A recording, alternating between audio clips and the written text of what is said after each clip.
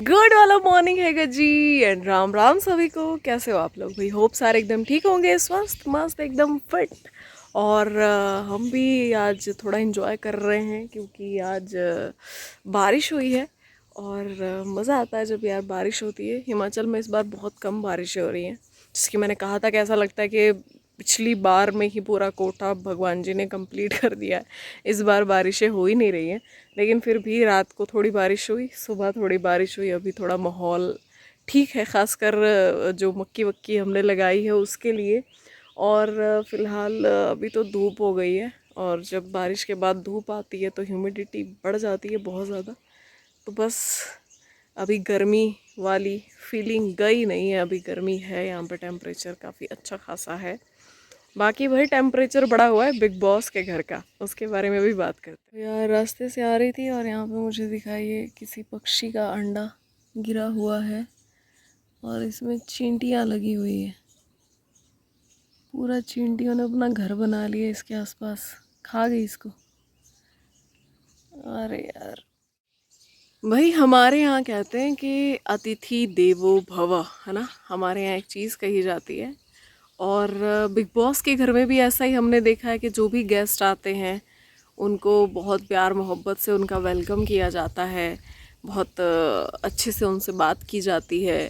Show के contestants के साथ बात करने का तरीका और शो के गेस्ट के साथ बात करने का तरीका हमेशा अलग होता है होस्ट का। लेकिन इस बार के होस्ट थोड़े से अलग हैं भाई। वो गेस्ट को भी मुझे लगता है कंटेस्टेंट ही समझ लेते हैं। जिस तरीके से कल उन्होंने एल्विश यादव के साथ बात की, शुरुआत से सब ठीक चल रहा था।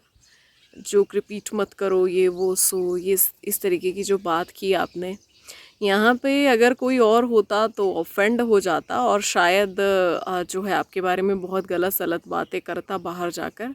लेकिन एल्विश यादव ने एक ही चीज़ कही कि आप बड़े हैं, इस इंडस्ट्री में बहुत सालों से हैं, तो वो आपकी रिस्पेक्ट करते हैं। एल्विश यादव ने अनिल कपूर के जाकर पैर भी छुए थे, लेकिन देखा जाए तो अनिल कपूर ने जिस तरीके से उनको फटकार लगाई और एल्विश यादव ने सॉरी भी बोला, तो एल्विश यादव के हेटर्स को तो बहुत मज़ा आया। लेकिन चीज़ें लॉजिकल यहाँ पर नहीं थी दोस्तों। यहाँ पर बात सारी ये है कि गेस्ट जब आता है तो वो कुछ भी अगर बोल रहा है, और अगर मेकर्स को वो पसंद नहीं आता है तो वो उस चीज़ को कट कर सकते हैं, एडिट कर सकते हैं। लेकिन कभी मैंने आज तक नहीं देखा कि किसी गेस्ट को आकर इस तरीके से टोका गया हो। वो गेस्ट है, वो कंटेस्टेंट नहीं है ना। तो कंटेस्टेंट्स की गलतियां आप बताएं, कंटेस्टेंट्स को आप डांटें, वो वाजिब भी लगता है, वो लॉजिकल भी लगता है, आप शो के होस्ट हैं। लेकिन अगर गेस्ट आते हैं उनके साथ आपका रवैया ऐसा रूड रहेगा तो वो बहुत ही अजीब लगता है। शुरुआत अच्छी हुई थी, नो डाउट। अनिल कपूर ने बहुत अच्छी शुरुआत की थी। मैं ये नहीं कहती हूँ कि अरे अरे एल्विश यादव को ऐसा कैसे बोल दिया, बट एक तरीका होता है ना। मैं जस्ट लॉजिकल तरीके से बात कर रही हूँ कि किसी भी गेस्ट के साथ इस तरीके से बिहेव नहीं किया जाता है जैसा एल्विश यादव को टोका गया, उनको रोका गया, जो भी वो कर रहे थे मजाक मस्ती उस चीज़ से। तो ये चीज़ गलत लगी मुझे। दूसरी चीज़ ये कि आपने बुलाया, आपने चंद सवाल पूछे लवकेश और अदनान के बारे में उन लोगों से। उसके बाद आप आ गए भाई फैंडम पर। किसका फैंडम कितना टॉक्सिक? एल्विश यादव का फैंडम बहुत ज़्यादा टॉक्सिक। पेरेंट्स पर आ जाते हैं, फैमिलीज़ को ड्रैग करते हैं। मैं मानती हूँ कि एल्विश यादव के फैंस जो हैं अनिल कपूर से खासे नाराज़ हैं, जिस तरीके का उनका रवैया रहा है लवकेश कटारिया के प्रति। और ऐसा ज़िंदगी में पहली बार नहीं हो रहा है, बिग बॉस के इतिहास में ऐसा पहली बार नहीं हो रहा है कि कोई फैंडम होस्ट पर भड़का है।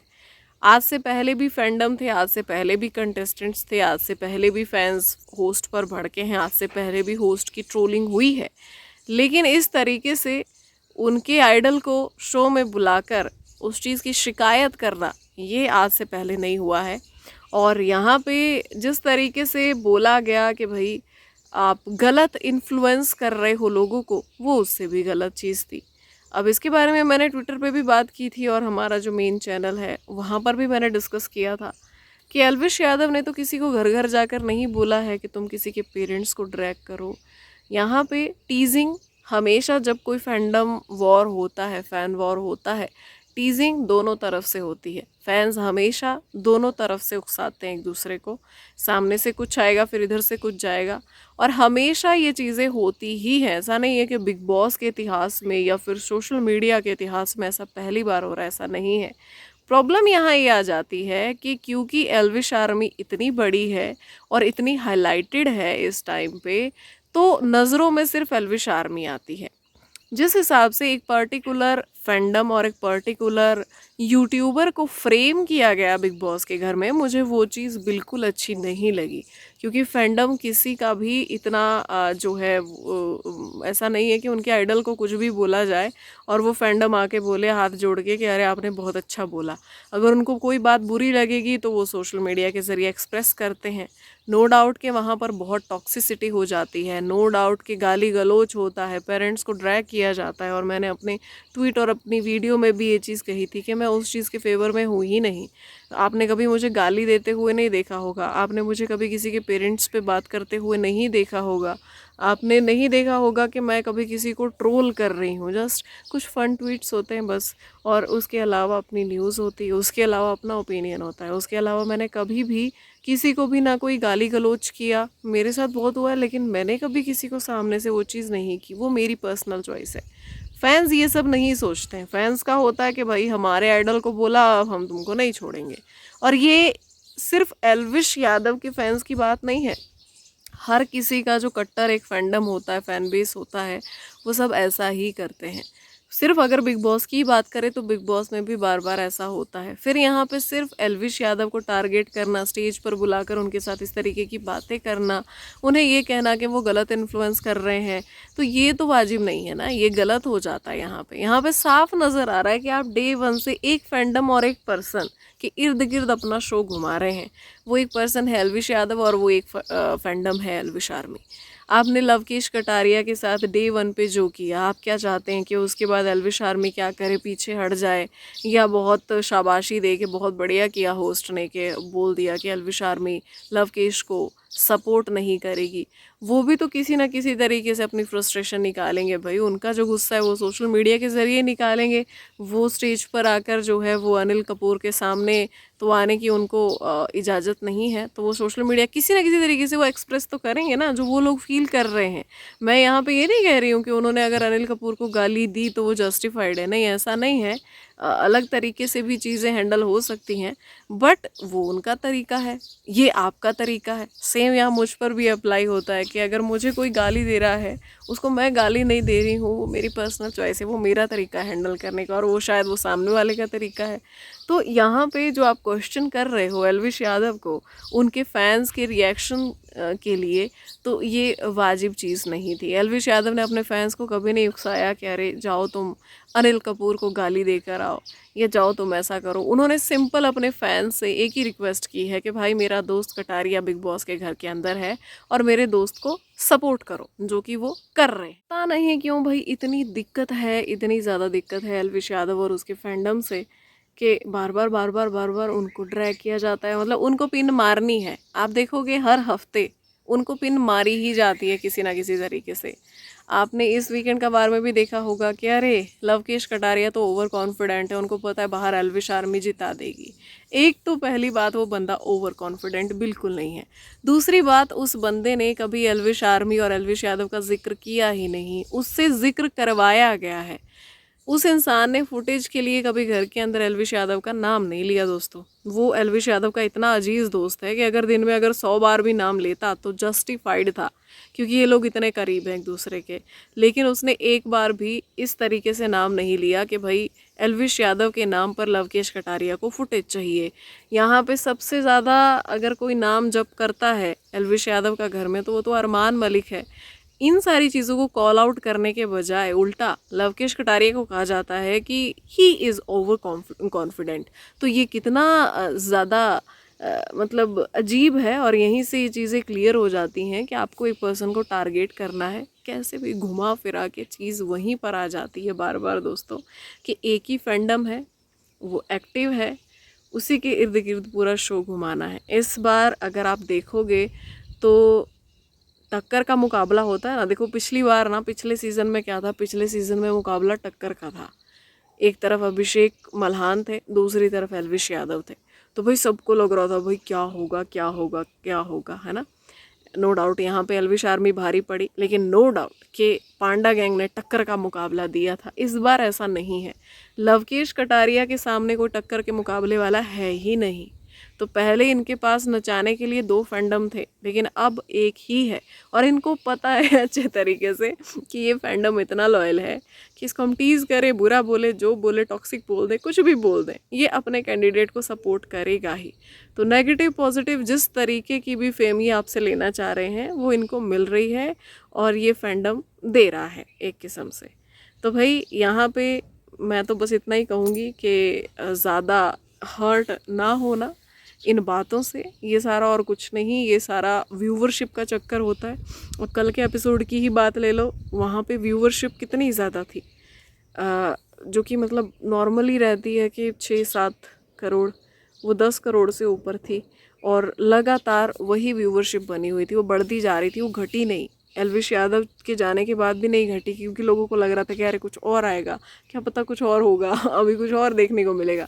तो यहाँ पे वो एक्साइटमेंट का लेवल वहीं से दिख जाता है। और बिग बॉस के इतिहास में सबसे ज़्यादा वोट्स अगर किसी को पड़े हैं आज तक किसी विनर को, तो वो एल्विश यादव हैं दोस्तों। तो उनका एक अलग दबदबा है। तो बिग बॉस हर सीज़न में किसी ना किसी तरीके से एल्विश यादव से कंटेंट निकलवाने की कोशिश करेंगे ही करेंगे। हो सकता है वही अगले सीज़न में लक्ष्य और अर्चित में से किसी एक को बुला दें, है ना, और फिर से एल्विश आर्मी को एंगेज कर दें भाई। क्योंकि एल्विश आर्मी एल्विश यादव के दोस्तों के लिए, उनके अपनों के लिए तो खड़ी रहेगी ना। एल्विश आर्मी एल्विश यादव के लिए मुझे लगता है, जहाँ तक हम देखते हैं, जहाँ तक मैंने समझा है, कि एक फैमिली की तरह है। जैसे माँ बाप होते हैं ना किसी के, या भाई बहन होते हैं, खतरनाक वाला जिनका बॉन्ड होता है, तो वो उनके घर के लड़के को कोई कुछ बोल दे, या उनके घर के बच्चे को कोई कुछ बोल दे, तो वो कैसे, चाहे कुछ भी हो जाए, वो अपने बच्चे को, अपने बेटे को डिफेंड ज़रूर करते हैं। तो एल्विश आर्मी का रिश्ता एल्विश यादव से कुछ ऐसा ही है, फैमिली जैसा। सब एल्विश यादव को भाई भाई भाई भाई कहते हैं और भाई जैसा मानते हैं। तो भाई वो अपने भाई के बारे में चीज़ें नहीं सुनते हैं। तो बस इतनी सी बात है यहाँ पे। तो फैंस के सेंटिमेंट्स को एक अलग नज़रिया ना दिया जाए, अलग तरीके से उसको पोर्ट्रे ना किया जाए। हर एक फ़ैन के अलग सेंटिमेंट्स होते हैं, हर एक फ़ैन का तरीका चीज़ों को डील करने का अलग होता है। उसका ये मतलब नहीं है कि उनका आइडल उन्हें वो सिखा पढ़ा रहा है। यहाँ पे कोई किसी को कुछ सिखा पढ़ा नहीं सकता। आप लोगों को बहुत सारा ज्ञान दो, तो ज़रूरी नहीं है कि वो ज्ञान सुनने के बाद सामने वाला ज्ञानी बन जाएगा। उसकी अपनी समझ पे डिपेंड करता है कि वो उस चीज़ को कैसे ले रहा है।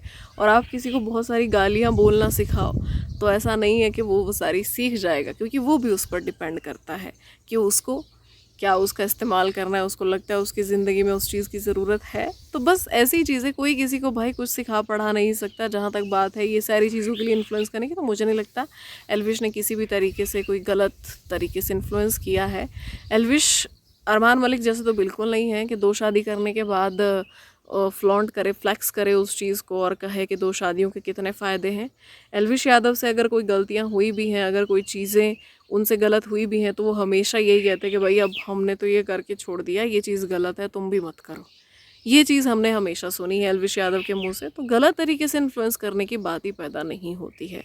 आपको नहीं लगता कि अगर उस इंसान के साथ इतना बड़ा फैंडम है, तो उस इंसान को भी पता है कि मेरी एक रिस्पॉन्सिबिलिटी है उस फैंडम के लिए। तो ये चीज़ें गलत लगी मुझे। बाकी सब कुछ बहुत बढ़िया था भाई, बहुत बढ़िया हुआ। फैज़ल शेख भी काफ़ी जो है मतलब एक होता है ना कि सिंपल, ऑनेस्ट और सेंसिबल लग रहे थे शो के अंदर। उन्होंने भी काफ़ी अच्छे से आंसर किए जो जो भी उनसे सवाल पूछे गए। और जैसे कि मैंने पहले ही कहा था कि वो इंसान कंट्रोवर्सी में रहने वाला है नहीं, तो उसके आंसर्स में भी आपको ये चीज़ क्लियर हो गई होगी। और एल्विश ने भी मतलब फैज़ल को ऐसे ज़बरदस्ती ड्रैग करने की कोशिश नहीं की, क्योंकि इन दोनों का कुछ है ही नहीं, इन दोनों का पंगा ही नहीं है आपस में। तो इसीलिए वहाँ पे चीज़ें काफ़ी नॉर्मल थी, मजाकिया थी। सबसे पहले तो बात तो ये है कि मजाकिया थी। जो वन लाइनर्स आ रहे थे उनसे लोग काफ़ी एंटरटेन हो रहे थे। तो मज़ा आया, अच्छा लगा। आप लोगों को कैसा लगा कमेंट्स में बताइए ज़रूर। चलते हैं यार, लगते हैं काम धंधे में, अंदर जाके वीडियो बनाते हैं, न्यूज़ देते हैं, आप लोगों तक पहुंचाते हैं। और मिलते हैं नेक्स्ट व्लॉग में। तब तक के लिए अपना ध्यान रखिए। Bye bye, Radhe Radhe.